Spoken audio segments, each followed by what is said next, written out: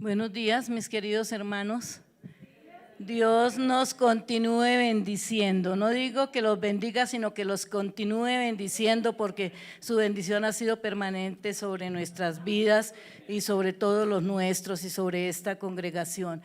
Saludo a mis hermanos que están hoy aquí reunidos y saludo también a los que están allí en la virtualidad. Espero que el mismo fervor, el mismo gozo, la misma alegría, el mismo entusiasmo que nos embarga hoy a los que estamos aquí presencial esté también allá con ustedes en este día, para la honra y gloria de nuestro Dios y de nuestro Señor Jesucristo.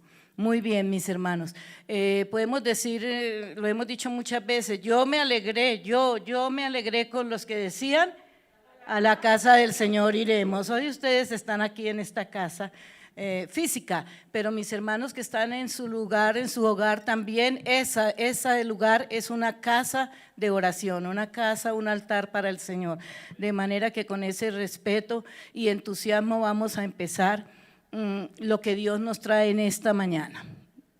Vamos a orar, mis hermanos. Yo voy a dirigir una oración, espero que ustedes me acompañen y me sostengan en esa oración. Amén.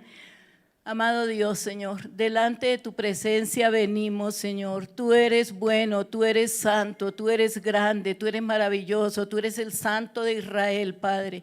En esta mañana nos congregamos emocionados, Padre, felices de estar en tu casa, Señor, estar en tu presencia, porque tú lo dices, en tu presencia hay plenitud de gozo, delicias a tu diestra para siempre, Señor. Gracias, Padre, es un privilegio. Hoy venimos a ofrendarte una pequeña parte del tiempo, del mucho tiempo que tú nos has regalado a cada uno de nosotros, Señor, y hoy queremos hacerlo con integridad, sin mezquindad, con generosidad, este tiempo para el Señor. Te damos gracias, Dios, y yo bendigo a esta iglesia que está hoy congregada, bendigo a todos los que están en su casa y bendigo a todos los nuestros que forman parte de nuestro amor, de nuestra familia. Amén. Muy bien, hermanos, como lo dijo Francito, este mes estamos iniciando un mes con un título muy grande que es un desafío precisamente, y es el desafío de vivir en comunidad. Eso es un desafío, Fran lo dijo, es cierto, y más en estas circunstancias que hoy estamos viviendo a nivel de Colombia y a nivel mundial. Es un desafío, pero el Señor nos da el poder y la fuerza para alcanzar ese desafío. Muy bien, nosotros, mis hermanos, fuimos diseñados por Dios para vivir en comunidad. El Señor dijo en el principio de los tiempos, no es bueno que el hombre esté solo, no le conviene. No se refiere solo al hombre varón, sino al ser humano, ¿no es cierto? No es bueno que esté solo. Fuimos diseñados por Dios para vivir en armonía con otros, en comunidad. Entonces, mis hermanos, eso fue una idea divina, eso fue una idea que Dios se le ocurrió en su sabiduría, en su inteligencia, en su omnisciencia, hacernos seres relacionales, seres para vivir junto a otros. Muy bien, no somos ruedas sueltas. Una rueda suelta pues no tiene una función muy específica que hacer. Somos parte de un engranaje que es el primer lugar donde Dios nos colocó en grupo. ¿Fue en dónde, mis hermanos? En la familia, ¿no es cierto? Desde que nacemos formamos parte de un grupo, porque Dios así lo dispuso, así lo diseñó, así lo creó. Muy bien, mis hermanos. El tema del mes, como ya vimos, es un desafío. ¿Y qué es un desafío? Yo podría preguntarles si a mí me encanta preguntas y respuestas, pero pues no lo podemos hacer así, estamos limitados. Entonces, yo pregunto y yo respondo. Es esa la técnica en este caso. ¿Qué es un desafío? Un desafío es algo que nos cuesta trabajo alcanzarlo, lograrlo. Es una meta que nos proponemos. Hay unas metas más alcanzables, como hay metas a una distancia corta, inmediatas, otras a más tiempo y otras a largo alcance, ¿no es cierto? Bueno, entonces el desafío es algo que todos nos proponemos, mis hermanos, todos, no importa la edad en que nos encontremos, ¿no? Porque de pronto podríamos pensar, no, eso es para los jóvenes que tienen el desafío de a ver qué van a hacer en su vida, qué van a hacer con su vida, ¿sí? Pero no es así, es para todos, aún los mayorcitos, los que ya pasamos de cierta edad, que no se las voy a decir porque ustedes ya la saben, ya la saben, entonces tenemos ese desafío permanente, continuo. Es algo difícil de alcanzar, sí. Si no fuera difícil no sería un desafío, sería algo muy fácil de lograrlo. Me propongo y bueno, voy a hacer el almuerzo, pues yo pienso que eso no es un desafío, ¿no es cierto? Pero hay desafíos que cuestan mucho, que necesitamos invertirle mucho de nuestro ser. Muy bien, mis hermanos. El desafío es una meta, una propuesta. ¿Qué hacemos ante un desafío? Tenemos dos opciones. Y acuérdense que yo dije que yo pregunto y yo respondo, ¿no es cierto? ¿Qué hacemos ante un desafío? Hay dos opciones. Hay dos opciones, muy bien, mis hermanos. La primera es que la luchamos, la trabajamos, o la otra, que tiramos la toalla, ¿no es cierto? Y no la buscamos, no le luchamos, muy bien. Es muy fácil ante un desafío decir, uy, no, yo no puedo, o una tarea que nos coloquen aquí en la iglesia, el pastor, o bueno, como sea, o en la vida secular, eso no es para mí, eso está muy difícil, yo no puedo, no se equivocaron. Acuérdense, mis hermanos, que desde el tiempo antiguo, cuando el Señor llamó a Moisés para una tarea, un desafío muy grande que le puso, ¿qué hizo Moisés? No, dijo, no, esto no es para mí, Señor, yo no sé hablar, yo no puedo, esto está muy difícil, el faraón no me va a creer, las miles de excusas que sacamos nosotros, ¿no es cierto? Y así lo hizo un siervo de Dios, mis hermanos.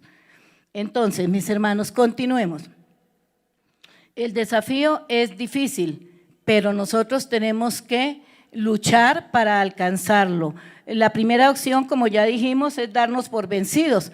¿Cuántas veces nos hemos dado por vencidos, mis hermanos? Yo creo que nos ha pasado muchas y repetidas veces y varias veces en la vida que nos proponemos algo y a la mitad del camino lo desechamos. Esto no es para mí, esto no funcionó, no sigo, no pierdo el tiempo y no hay esa disciplina, ni esa constancia, ni esa visión, porque es una visión la que nos lleva para alcanzar ese desafío. Si no hay visión, el desafío se queda embolatado, mis hermanos. Entonces, continuamos. Debemos, es decir, ya vimos el caso de los que la primera situación que tiramos la toalla. La segunda opción es trabajar con ahínco. Todos sabemos qué es con ahínco, ¿no? Con esfuerzo. Los santanderianos tienen unas palabras muy coloquiales, pero no las voy a mencionar porque de pronto les suena muy feo. Trabajar con ahínco, con mucha fuerza, con mucha entereza, poniendo todo de nuestra parte, haciendo nuestro mejor esfuerzo, Entonces, para lograr el desafío tenemos que trabajarlo, no se da gratuitamente. Si se diera gratuitamente, ¿no sería qué? Un desafío, no sería un desafío. Si se da gratuitamente, pues no hicimos nada para lograrlo realmente. Estamos nosotros hoy día, mis hermanos, en la iglesia, frente al desafío de vivir en comunidad. Entonces, ya vimos el significado de desafío, es una meta, una cosa que nos proponemos, que hay que lucharle, hay que trabajarle. Ahora, vivir en comunidad. Comunidad es una palabra compuesta, que está formada de dos palabras. Yo sé que ya ustedes las tienen claritas, las dos palabras, común y unidad. Se unen y forman comunidad. Sencillo, ¿no? Facilito pues de decirlo. Vamos a ver cómo lo vamos a hacer. Muy bien. Común es algo que nos incumbe a todos. A todos nosotros es algo que tiene que ver con todos nosotros. Y unidad, por supuesto, es el resultado, estar unidos, compenetrados. Hoy en día, para vivir en comunidad tenemos un gran problema, mis hermanos, que nosotros como adultos hemos generado. Desde niños nos han bombardeado con ideas contrarias a la unidad, ¿Con qué ideas podríamos decir? Preguntarían ustedes, ¿cómo así qué ideas? El individualismo es una de ellas. Le enseñamos a nuestros niños, mijito, usted es único, usted no se deje, usted es el mejor, usted esto y aquello. Le infundimos desde su tierna infancia. Le estamos bombardeando su mente, su espíritu, su alma y su corazón de este individualismo. Hay un libro por ahí que escribió un periodista muy famoso, creo que es de Estados Unidos, no sé de dónde, que escribió Sálvese quien pueda. ¿Sí? Y muchas veces esa es nuestra filosofía y esa es la filosofía que le transmitimos a los que están a nuestro alrededor, a nuestros niños, a nuestros jóvenes, a nuestros adolescentes, a nuestros vecinos, a nuestros compañeros. No solamente la transmitimos, la vivimos. Sálvese quien puede, el que primero salga corriendo y se libre, ¿no? El otro pues que mire a ver qué puede hacer. Eso lo hemos sembrado en el corazón de los niños. Entonces, ¿qué podremos esperar, mis hermanos? No sé, ustedes deducen. Sálvese quien pueda, aún vulnerando los derechos y las libertades de nuestros semejantes. Y esa es la condición de nuestra sociedad hoy, como estamos hoy. No importa sino lo que yo pienso, lo que yo quiero, lo que yo deseo, y así tenga que ultrajar al otro, así tenga que destruirlo, así tenga que hacerle mal, así tenga que dañarlo, perjudicarlo, pero primero yo. Muy bien. Otro punto contrario para lograr vivir en común unidad, voy a procurar no decir comunidad porque a veces pierde como el sentido. Si decimos común unidad, a mí me parece que lo captamos mejor. Muy bien, el otro punto es el egocentrismo. Hemos enseñado a los niños a ser egocéntricos. Todo para ellos, todo lo que el niño diga, ya el papá y la mamá corren de cabeza a hacer la voluntad del niño, así sea una voluntad contraria y que no le va a dejar nada bueno en ese sentido. Les hemos enseñado y aplicado un refrán popular que dice, primero yo, segundo yo, tercero yo y sigo yo, ¿no es cierto? Ahí de para allá, yo y yo y yo. Entonces, esos niños se levantan con esa característica, con esa concepción de sociedad, que la sociedad le debe a ellos y no ellos a la sociedad. Porque nosotros le debemos a la sociedad y la sociedad también a nosotros, por supuesto, eso es de doble vía. Otro problema que hace que no sea fácil vivir en común unidad es el hedonismo. Yo creo que muchos, lo saben. Es la búsqueda del placer y bienestar en todos los ámbitos de la vida. O sea, yo hago todo lo que sea para complacerme a mí mismo, para sentirme bien, para sentirme cómodo, para disfrutar yo de lo mío, de lo que tengo, el hedonismo. Otro punto en contra de la común unidad es el orgullo. Soy superior al otro, soy más bonito, mi casa es mejor, mi carro es último modelo y no como el suyo que es de hace 20 años, etcétera. Sí, eso lo decimos y si no lo decimos lo vivimos y los niños lo captan y eso es lo que van almacenando para desarrollar su personalidad con la cual van a desenvolverse en la sociedad. Esos son los enemigos. Ante este panorama, nos preguntamos, ¿será fácil lograr el desafío de vivir en común unidad? ¿Será fácil? No es fácil, ¿cierto, mis hermanos? No es fácil, pero imposible tampoco. Entonces, vamos a ver qué nos propone el Señor para lograr desarrollar esto y mejorar y corregir lo que ya hicimos mal, porque pues si ya lo hicimos ya no hay vuelta atrás, como dicen por ahí. Ya lo hicimos, ya estuvo el error, pero podemos corregirlo, estamos a tiempo, en cualquier etapa. Eso no vamos a decir, es que mis hijos ya de 30 o 40 años, ya que les voy a corregir lo que les infundía ya en sus 3, 4, 5, 6, 7, 8 años, etcétera. Pero sí se puede. El evangelista Mateo nos dice algo muy importante. Yo voy a parafrasear una palabra del Evangelio de San Mateo, que está en Mateo 11:12. Dice el evangelista, el reino de los cielos se hace fuerte, ustedes la conocen, y solo los valientes parafraseando, los que aceptan el desafío de vivir en común unidad logran formar parte de él. Lo voy a repetir, mis hermanos. Dice así el evangelista: el reino de los cielos se hace fuerte y solo los valientes, los que aceptan este desafío de vivir en común unidad, logran formar parte de él. Los otros se quedan fuera de ese reino, que es el reino del Señor establecido aquí en la tierra, porque a eso vino el Señor, a establecer su reino aquí en la tierra.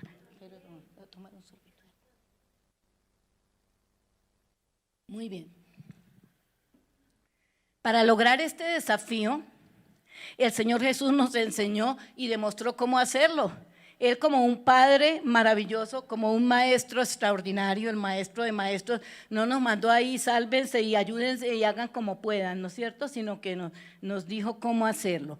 Veamos cómo era la comunidad del tiempo de Jesús.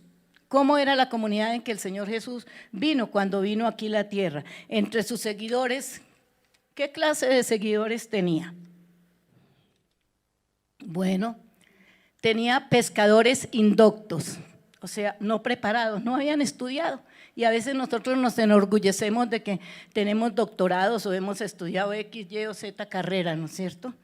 Entonces ellos eran pescadores indoctos y temperamentales, y ustedes saben por qué digo temperamentales, ¿no es cierto? Muy bien. Por Pedro, muy bien, por ahí, y yo creo que otros también, ¿no? Pero pobre Pedro llevó la carga de ese concepto, ¿sí?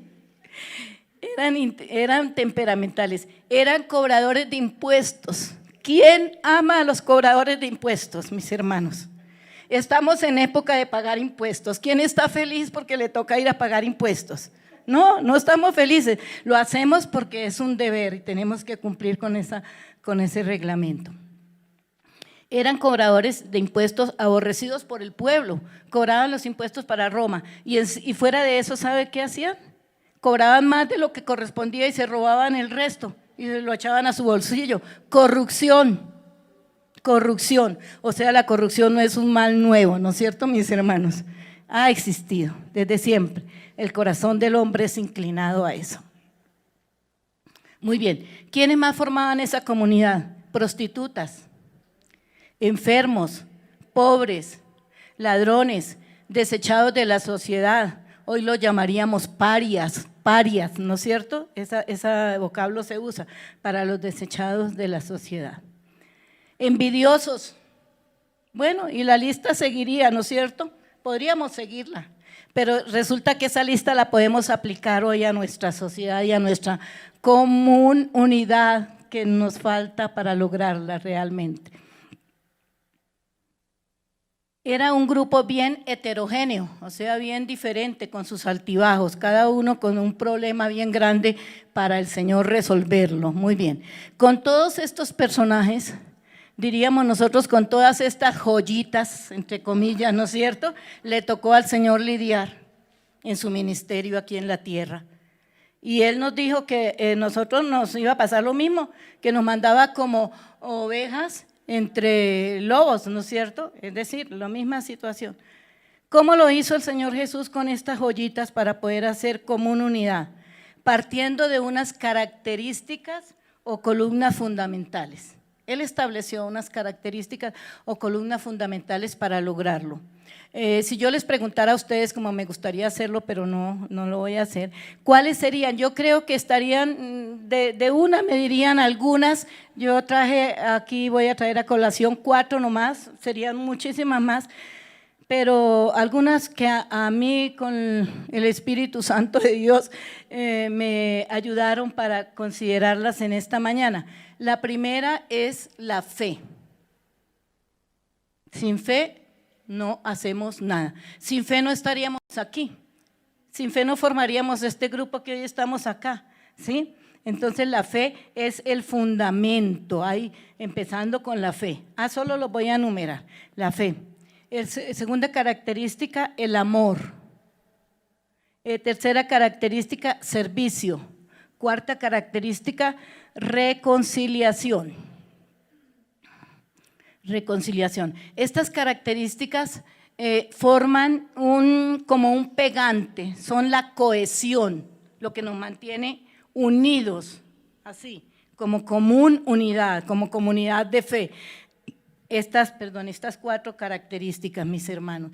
Entonces tengamos presentes, es como el colbón, cuando los niños van a hacer un trabajo manual que necesitan pegar las partes, entonces usan el colbón o el pegastido, lo que sea. Estas 4 características son las que forman el pegante, el colbón para mantenernos unidos, para lograr el desafío propuesto por nuestro pastor para este mes de palabra del Señor. Bien, así entonces, mis hermanos, pasamos al primer desafío que yo les mencioné. Ese sí les voy a pedir que me ayuden. ¿Cuál fue el primero que les mencioné? La fe, muy bien, la fe. Bien, la fe, porque sin fe no podemos, el Señor lo dice, ¿no? Por allá en Hebreos, sin fe no podemos agradar al Señor, ¿no es cierto? Muy bien.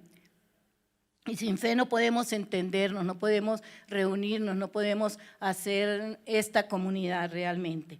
Vamos a buscar, el primero dice, Jesús formó una comunidad de fe, en Lucas 17, 5 y 6, versículos 5 y 6. Dijeron los apóstoles al Señor, Señor, por favor, aumentanos la fe. Yo creo que eso lo tenemos que decir hoy todos nosotros, ¿no es cierto? Por lo menos yo lo digo muy seguido al Señor, auméntame la fe, no nos dejes desfallecer, no nos dejes dudar, afirma nuestro corazón y nuestros pensamientos en ti. Eso es fe, que el Señor afirme, que el Señor se revele esa palabra a nosotros. Si la palabra no es revelada, no hace nada, pasa, nos resbala, como dicen los jóvenes, ¿no es cierto? Si no es revelada esa palabra, no podemos ser transformados. Muy bien. Le dijeron, Señor, aumentanos la fe. Entonces el Señor les respondió, les dijo, si tuvieran fe como un granito de mostaza, como un grano de mostaza, en otras palabras, no necesitan una fe gigantesca, no necesitan una fe inmensa, sino que si es tan pequeña como lo es un granito o una semilla de mostaza, dicen que es la semillita más pequeña de las hortalizas, la mostaza, pero cuando crece se convierte en un árbol gigantesco, inmenso, que hasta las aves del cielo vienen y hacen sus nidos ahí y nos serviría para refugiarnos en momentos de lluvia, de tempestad, de tormenta. El Señor les dijo, si tuviera fe como un grano de mostaza, podrías decir a este sicómoro, desarráigate y plántate en el mar y os obedecería. O sea, el Señor le estaba diciendo a ellos y a nosotros, no necesitan una fe inmensa, necesitan fe en mí, creer en lo que yo les he dicho, creer en lo que yo hice, creer en mi palabra, eso es lo que necesitan. Muy bien, mis hermanos. Entonces, el Señor nos ha demostrado que debemos creer en él. La fe produce frutos que se deben ver, ¿no es cierto?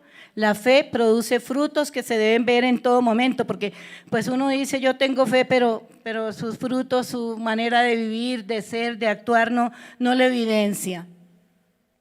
La fe es el eje, la columna vertebral, es el hilo conductor de nuestra vida en común unidad, la fe, eso nos une. Si usted o yo no tuviéramos fe, pues no estaríamos aquí porque pues no es el lugar, estaríamos en el lugar equivocado, como dice una propaganda por ahí, estaríamos en el lugar equivocado. Pero la fe es el eje, es la columna vertebral.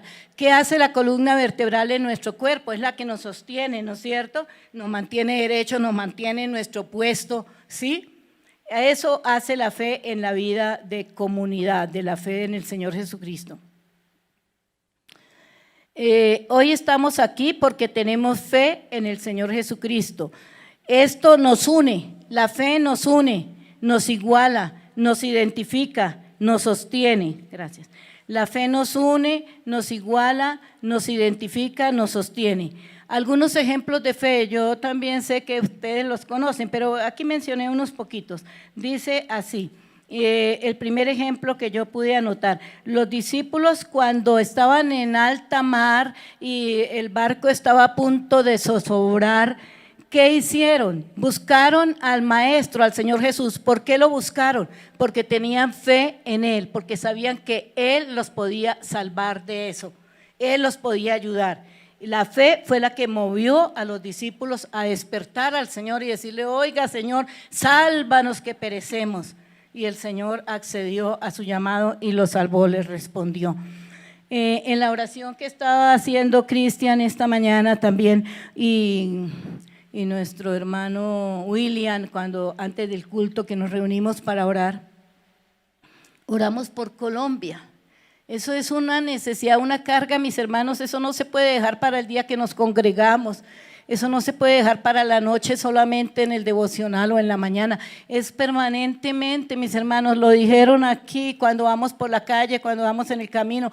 Es decir, como colombianos debemos sentir el dolor y la grave crisis y el peligro en que nos encontramos.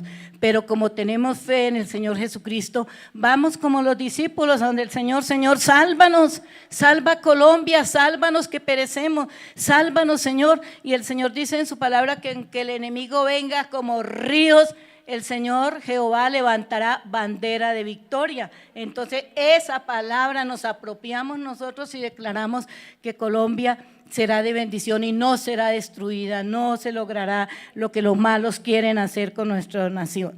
Otro ejemplo de fe, Marta, la hermana de Lázaro y María. Cuando su hermano estaba muy enfermito, ya muy grave, digamos, el Señor Jesús pasó por ahí, pero siguió su camino, fue a otra región, a otro lugar.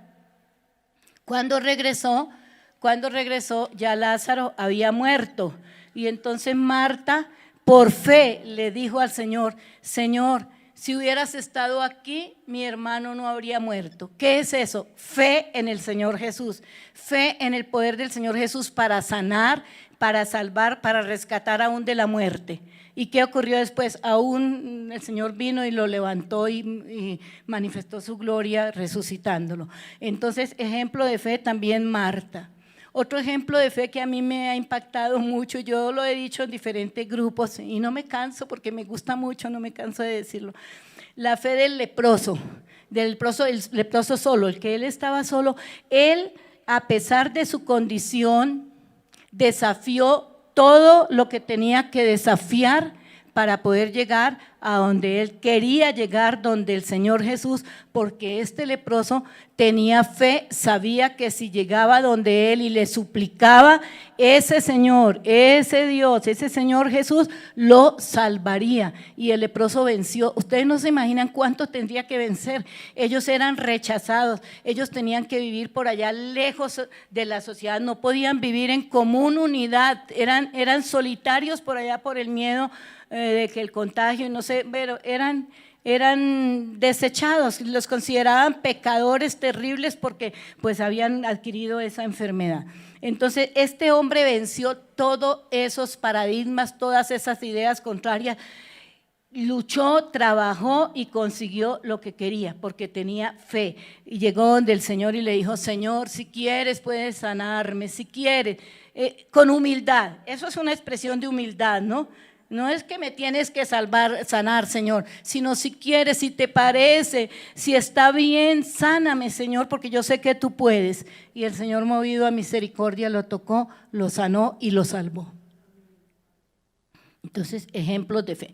La fe produce frutos que deben ser evidentes, ya lo habíamos dicho, para que el mundo que no conoce a Dios lo conozca. Si no son evidentes, pues esa fe es pobre, esa fe está enfermiza, está en peligro de muerte, mis hermanos.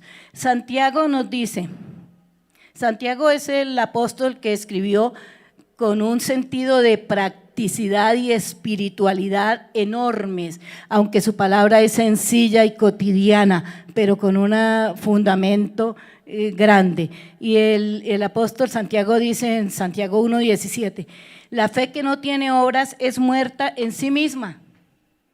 Nosotros, ¿qué podemos decir? Sí, tenemos fe, pero ¿qué? pero cómo vive, pero cómo se maneja, pero cómo habla, pero cómo se comporta, pero cómo trata a sus empleados, pero cómo trata a su esposa, a su esposo, a sus hijos, etcétera, etcétera, etcétera.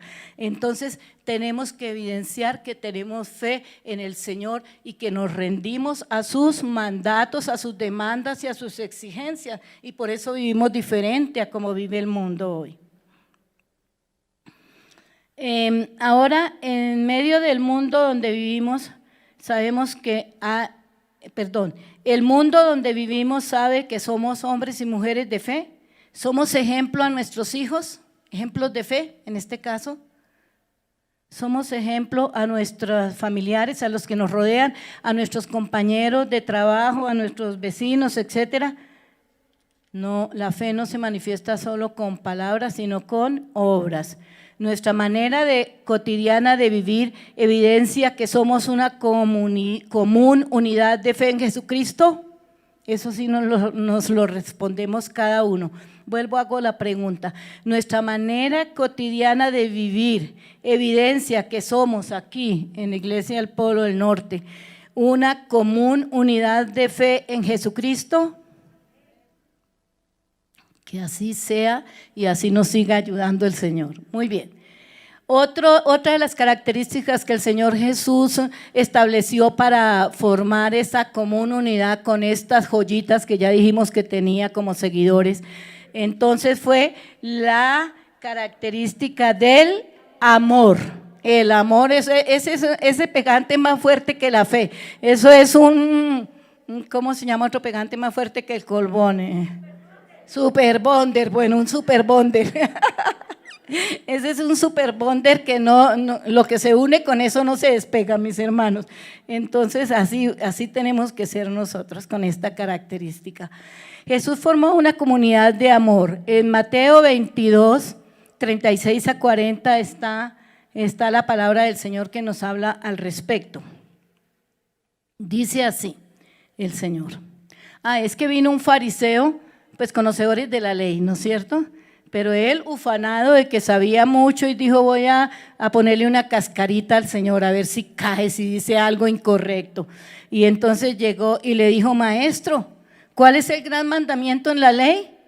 ¿Sería que él no lo sabía? Él sí lo sabía, muy bien, de memoria, en su mente lo tenía, lo sabía muy bien. Y el Señor Jesús le dijo: amarás al Señor tu Dios, que todos sabemos estos versos, con todo tu corazón. ¿Con qué más? ¿Con qué más? Con toda tu mente. Este es el primero y grande mandamiento. Y el segundo es semejante a este. ¿Cuál es el segundo? Amarás a tu prójimo como a ti mismo. De estos dos mandamientos depende toda la ley y los profetas. Mis hermanos, ahí tenemos un gran desafío, un gran problema, porque nosotros podemos decir, bueno, amar a Dios pues es fácil, ¿no es cierto? Porque pues Él nos amó primero, nos le debemos a Él, nos ha dado la salvación, la vida, la salud, las fuerzas, el trabajo, la familia, etcétera, etcétera, etcétera. La numeración es muy grande y entonces fácil amarlo porque tanto que nos da, ¿sí? Pero amar a los semejantes, ahí es el tropiezo y ahí está el desafío. Amar al vecino que nos cae mal, que nos hace la guerra, que no nos quiere ver ni pintados por ahí, que pasemos frente a su casa, etcétera, etcétera. Amar al que cuando mis hermanos van en su carro, los cierran, tantas cosas que ocurren cuando van conduciendo los que conducen, ¿no? Yo no conduzco, pero he visto.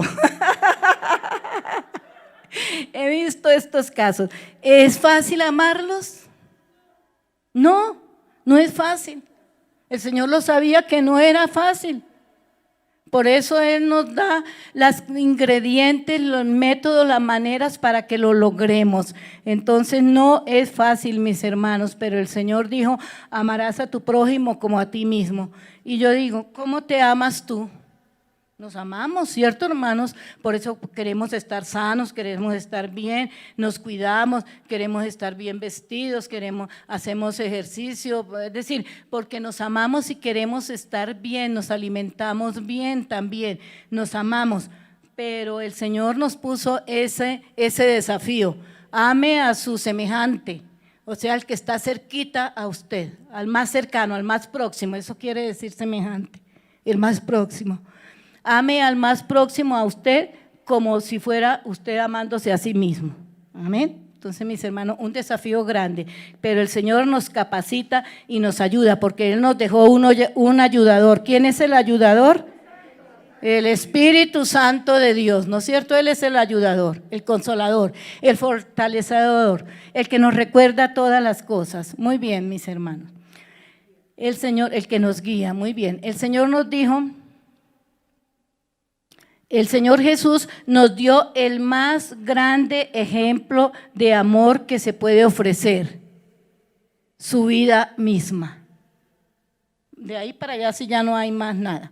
El Señor mismo lo dijo, nadie ama más que el que da la vida por sus amigos, ¿no es cierto? Y Él dio la vida por sus amigos, que somos nosotros y que es el mundo entero, porque Él la dio por todos, ahora cada uno decide, recibe o no recibe, ¿no es cierto?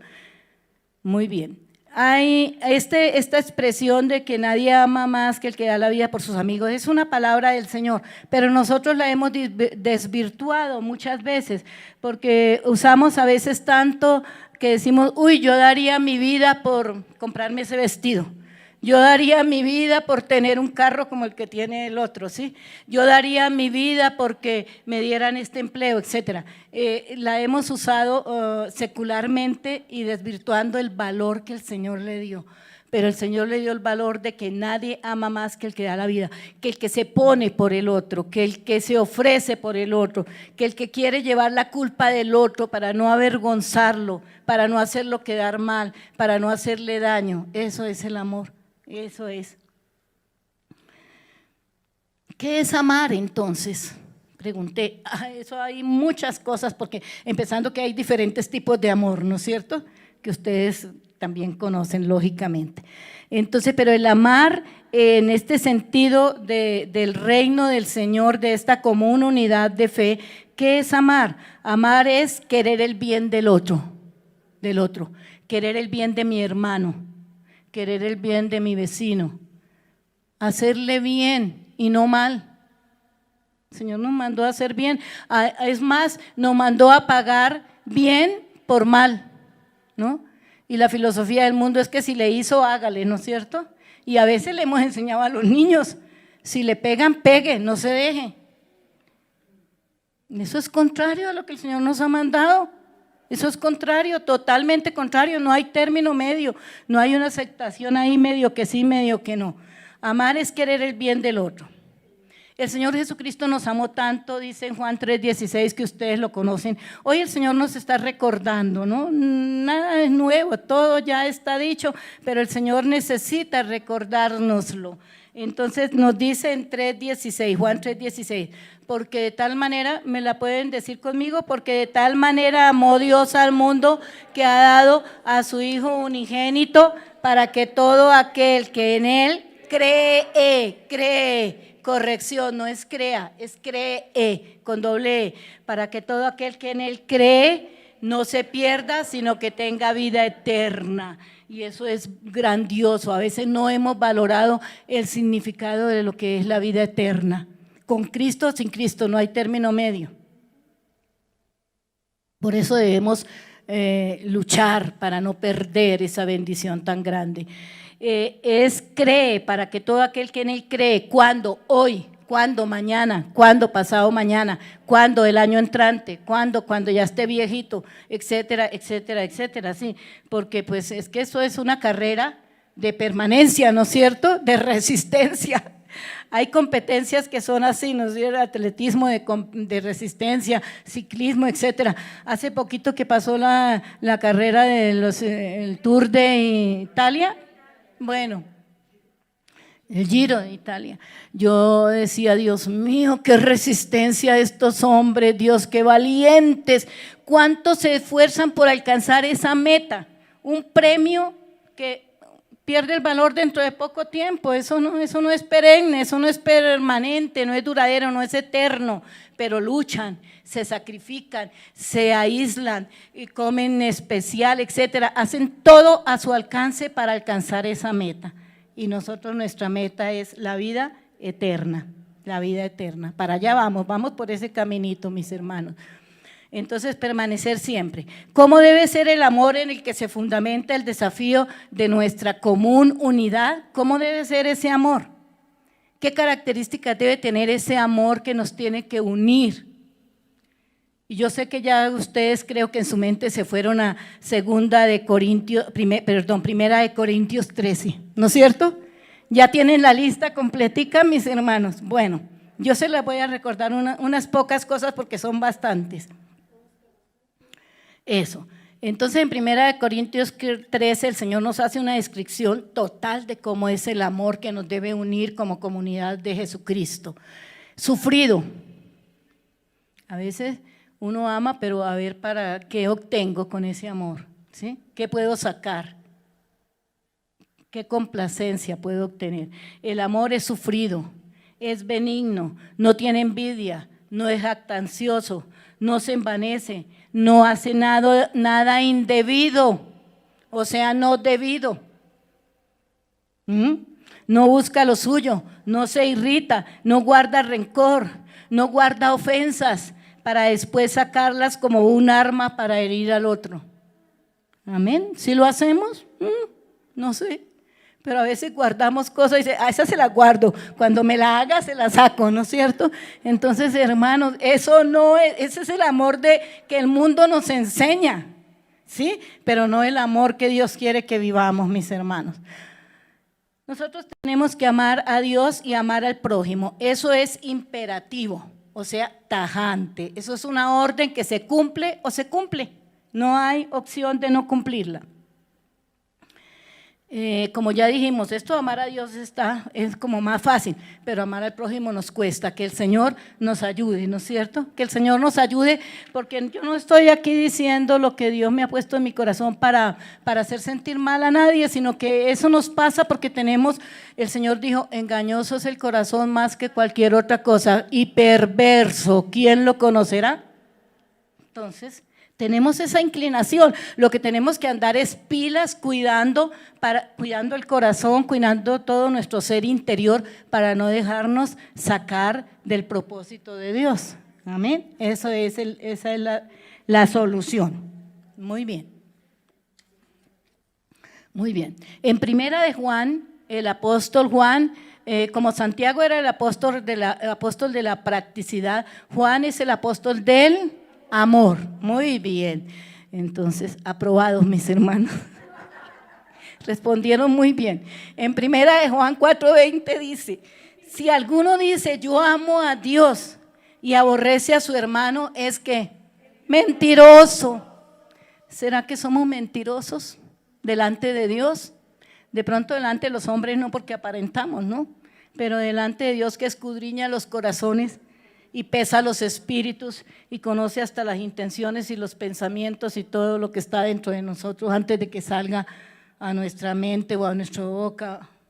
No, eso es una pelea muy difícil de tratar de engañar al Señor, eso no se puede, mis hermanos, perdón. ¿Ah? Si alguno dice que ama a Dios y aborrece a su hermano es mentiroso, pues el que no ama a su hermano que está delante de sus ojos, en su misma casa, a su alrededor, en la otra silla de trabajo, etcétera, en el puesto del Transmilenio, el que va al lado, etcétera, si no ama a ese que está viendo, ¿cómo puede amar a Dios a quien no ha visto? Nosotros no lo hemos visto, le creemos por fe, por el testimonio a través de los siglos de su veracidad, de su verdad y de su palabra. Es un tremendo desafío, ¿no, mis hermanos? Es un tremendo desafío amar al prójimo como a nosotros mismos. El mundo hoy vive en una tremenda crisis de amor. Estamos en una crisis. Está a la deriva, sin un propósito para vivir, sin una esperanza, en soledad. Hoy sí que más estamos en soledad a raíz de toda esta pandemia, todo esto aislados, separados, cohibidos de tantas expresiones de unidad, de común unidad, de amor, etcétera. De ahí los suicidios y los males que nos aquejan, ¿no? De toda esta falta de amor que nos aquejan. Es imperioso, entonces, mis hermanos, es imperioso nuestra acción como comunidad para demostrar y dar amor a los que nos rodean. El amor tiene un poder transformador, transforma, cambia, hasta en lo secular. Cuando un muchacho, un joven se enamoran, pues en la casa vemos que cambia, ¿no? Que se ve alegre, que se ve entusiasmado, que tiene interés en las cosas que hace, etcétera, porque ese amor lo mueve, lo transforma, lo cambia. ¿Cuánto más el amor de Dios en nosotros nos transforma y nos hace nuevas criaturas? Muy bien, mis hermanos. Entonces el amor tiene un poder transformador. El Señor dijo una palabra que yo también he repetido mucho últimamente y se la voy a compartir. Está en Jeremías 31:3, dice el Señor, le dijo a Jeremías: con amor eterno te he amado, por tanto te prolongué mi misericordia. Imagínate esa promesa tan maravillosa. Con amor eterno te he amado. No es amor de hace un mes, ni de 2 meses, ni de 5 años, es amor eterno. Eterno. Los amores humanos del mundo entre nosotros, entre personas, son temporales, son por unos años, un tiempo, etcétera. De pronto hasta que la muerte nos separe en los hogares, ¿no? Pronto, si bien nos va. El Señor es grande y maravilloso. Muy bien, entonces nosotros tenemos que reflejar ese amor porque el Señor ya nos amó primero y nos ha prolongado. Cada día nos prolonga su misericordia. Mis hermanos, si usted hoy se despertó con salud, con fuerzas, con entusiasmo, con todos sus sentidos y todas sus capacidades, es porque Dios le ha prolongado su misericordia, la misericordia de Dios sobre nosotros. No lo olvidemos y reconozcámoslo. Al Señor le encanta que reconozcamos su misericordia. Como a nosotros nos gusta que nos reconozcan, ¿no es cierto? Es decir, algo bueno que hacemos, pues que sea reconocido, y el Señor también quiere que reconozcamos su amor. Nosotros, mis hermanos, tenemos que contagiar. Esa palabra hoy está muy en boga, lamentablemente muy triste, una concepción muy triste del contagio de este virus tan terrible, pero tomemos esa palabra en otro aspecto. Tenemos que contagiar al mundo ¿de qué? De amor, con el amor con que Dios nos ha amado, el amor que Él nos dio gratuitamente. Nosotros tenemos que otorgarlo así a los otros, ese amor salvador y transformador, ¿no? El Señor dice en su palabra, si recibió de gracia, pues de gracia dé también, ¿no es cierto? Regale, dé ese amor a otros. Quiero que cada uno haga esa reflexión. ¿Reflejamos el amor de Dios en nuestra vida personal, secular, familiar, laboral, relacional, en nuestra manera de pensar, de hablar, de vivir? Pueden decir los que nos rodean, ¿quiénes son los más cercanos de los que nos rodean? Nuestra familia, nuestros hijos, ¿no? Nuestros nietos, nuestra pareja, etcétera. Pueden decir ellos, oiga, este o esta sí es de verdad, vive el amor de Dios. Acuérdense que el Señor también en su palabra nos dijo en algún momento, dice, mirad cómo se aman, ¿no es cierto? ¿Será que el mundo y los que están afuera pueden decir, miren esos de allá de discípulos de Cristo en el norte, cómo se aman? No se critican, no se murmuran, no se juzgan, no tienen envidia, etcétera, etcétera. Entonces, y que así podamos nosotros seguir este ejemplo, mis hermanos. Muy bien. Tercer punto, voy a avanzar un poquito más rápido tal vez, estoy como muy demorada.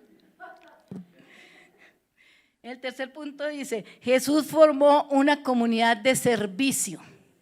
El Señor nos llamó para servirnos, no para aprovecharnos del otro, no para sacar provecho, no para buscar un interés mezquino en la relación con el otro, sino para servirnos ¿cómo? Desinteresadamente, porque a veces servimos con interés.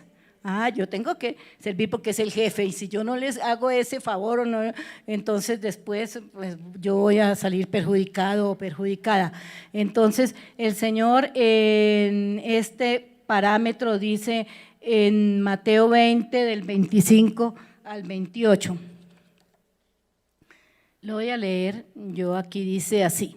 Entonces Jesús llamándolos dijo: sabéis que los gobernantes de las naciones se enseñorean de ellas, y los que son grandes ejercen sobre ellas potestad. Mas entre vosotros no será así, sino el que quiera hacerse grande entre vosotros debe ser un siervo, como el Hijo del Hombre, o sea, Él no vino para ser servido, sino para servir y dar su vida en rescate por muchos. Muy bien, hermanos. Esta palabra es directa. Eso sí va directo al corazón, ¿no es cierto, mis hermanos? Directa. ¿Qué es servir? Servir es hacerse el menor, no el mayor, no el dueño, no el que tiene la potestad sobre el otro.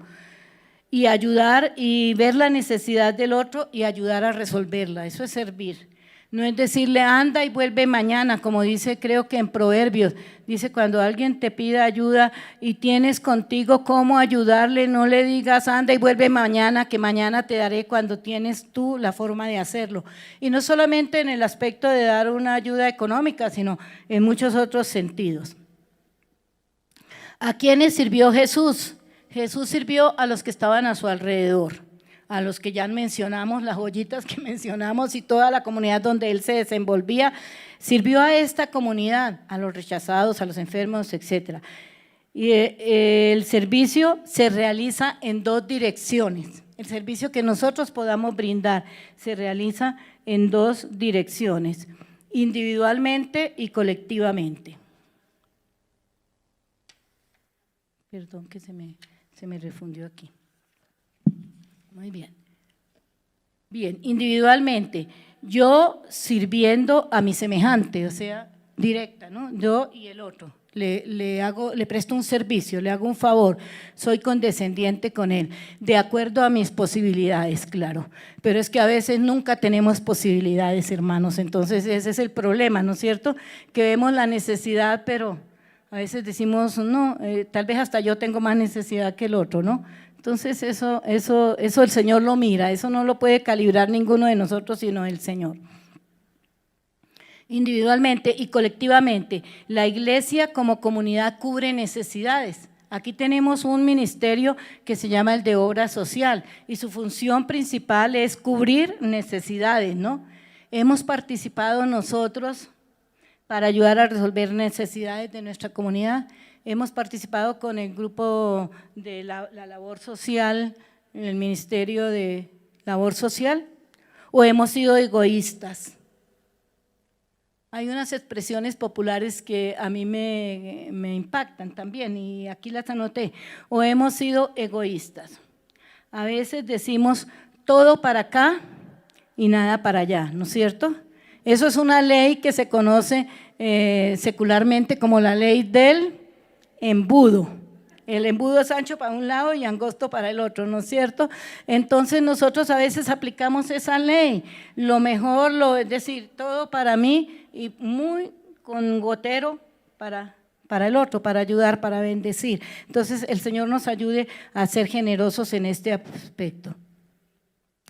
No olvidemos, mis hermanos, que con la medida con que medimos, ¿qué pasará? Nos volverán a medir. ¿Quién nos volverá a medir? El Señor nos volverá a medir y nos dará el pago, nos dará la retribución, ¿no es cierto? Con la medida con que mides seremos medidos.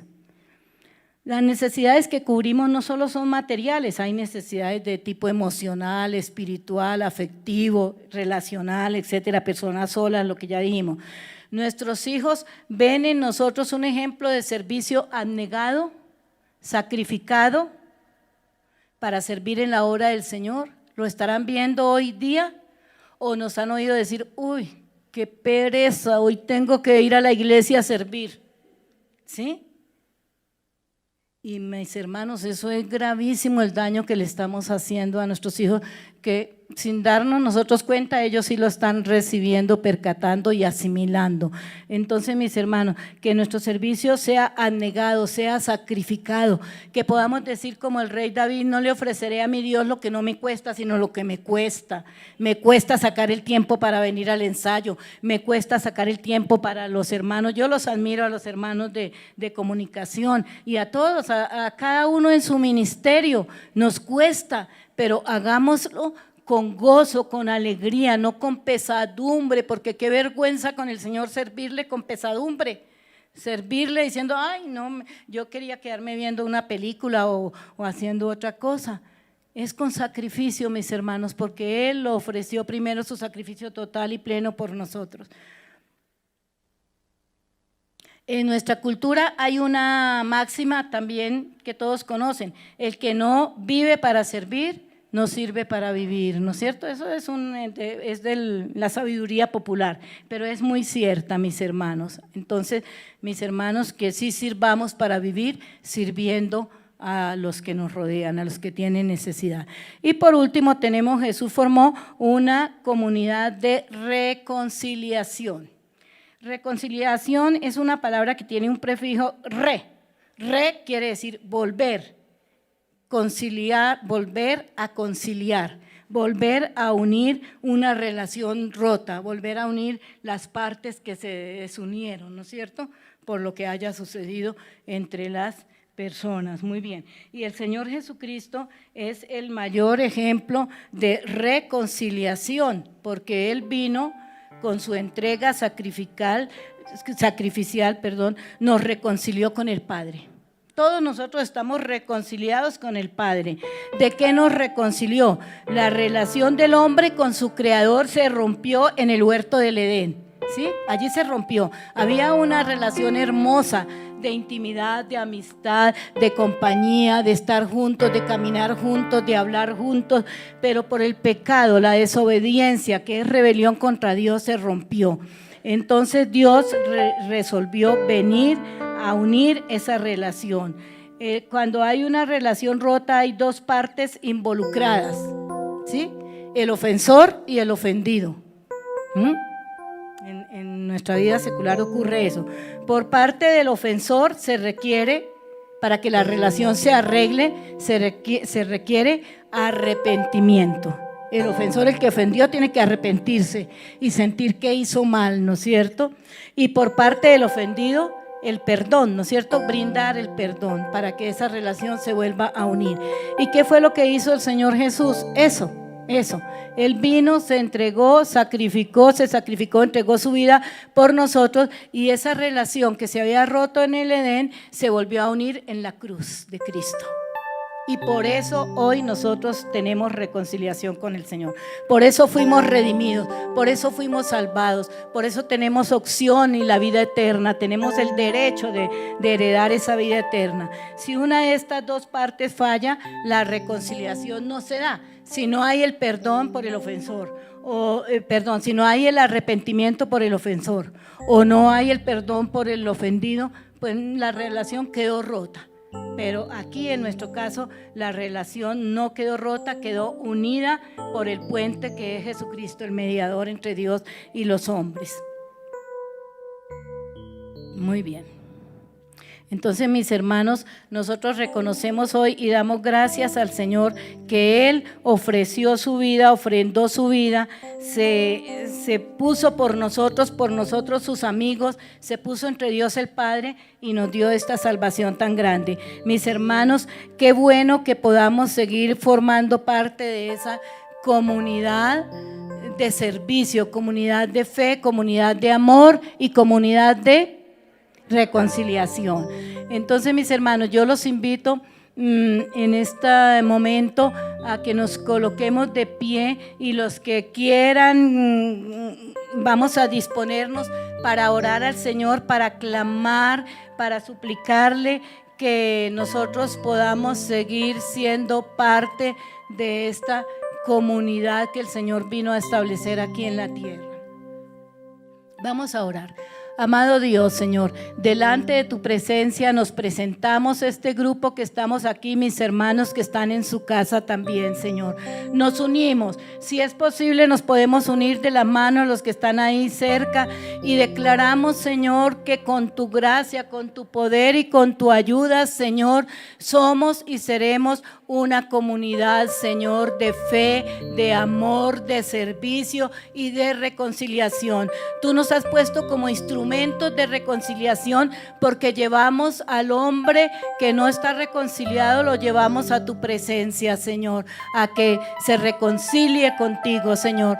Te damos gracias, Padre, porque tú eres bueno y te suplicamos, Señor, que nos sigas fortaleciendo, que nos sigas ayudando, que podamos seguir perseverando en esta comunidad, común unidad que tú viniste a establecer aquí en la tierra, que es tu iglesia, Señor.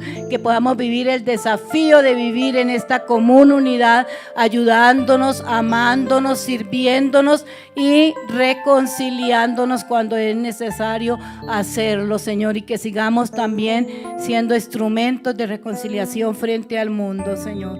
Gracias, Padre, por este día. Gracias, Señor, por tu presencia.